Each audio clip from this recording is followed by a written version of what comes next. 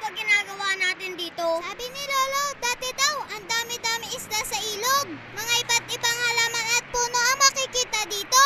Mga alikat-kat nagliliparan sa gabi. Sa umaga naman, sari-saring paru-paro at mga tutubi. Eh, nasan sila? Pero dumating ang panahon na dumami ang basura. At pinagputol-putol ang mga puno.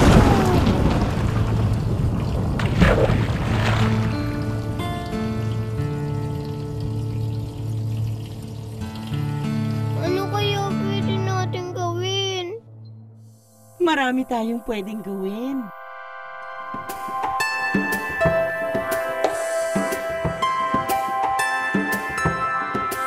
Sama-sama tayong magtulungan. Tandaan, kalikasan ay ating yaman. Dapat alagaan.